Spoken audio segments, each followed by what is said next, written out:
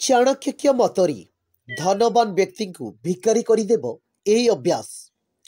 आजिकाली व्यस्त भरा जीवन में अनेक लोक धनवान होगाकू चाही थांती। किछि लोके निज स्वप्न रे धनी हेबाकू इच्छा रखि थांती, किंतु आजिकाली समस्त मन में धनी हेबार इच्छा सृष्टि हेलानी। एथिपाई समस्ते कठिन परिश्रम करने सहित निज बुद्धि मध्य व्यवहार करुछंती। आउ किछि लोक एभली अछंती जो माने निज भाग्य बल धनवान हो जाती। आजिर दुनिया रे धनी हेबा कौनसी बड़ कथा नुहे, किंतु धन आपण किपरि संचय करुछंती ता बड़ कथा। आश्चर्यर कथा यही कि जे कौनसी व्यक्ति को सफलता पाइबा पई कठिन परिश्रम करने सहित अपेक्षा करिया पई पड़िबो। एहा सहित अनेक बाधा विघ्नर सामना करने पड़िबो। आपण निजर बुद्धि और भाग्य बल खूब शीघ्र धनवान हेबा सहित भिकारी मध्य होई जाती। कहिबाकू गले किछि खराब अभ्यास आपणकर पतन हेबार कारण होइथाय।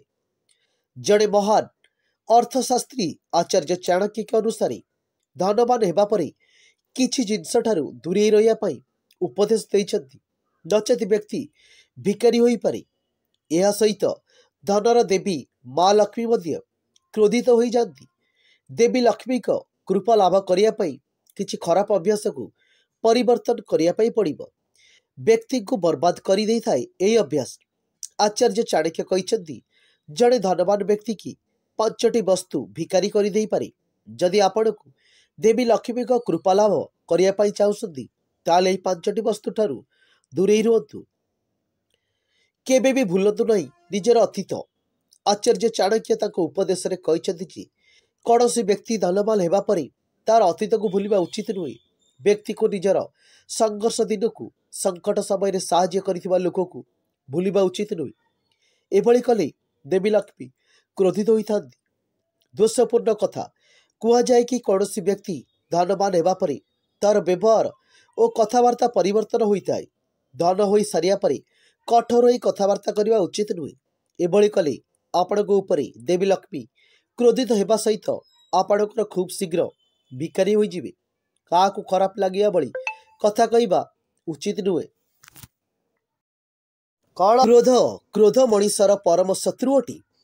जदि व्यक्ति धनवान हेबा परे धैर्यर सहित कार्य न करी अधिक क्रोध करे ताहले व्यक्ति निजे निजर क्षति करने सहित धन संपत्ति हराई थाए।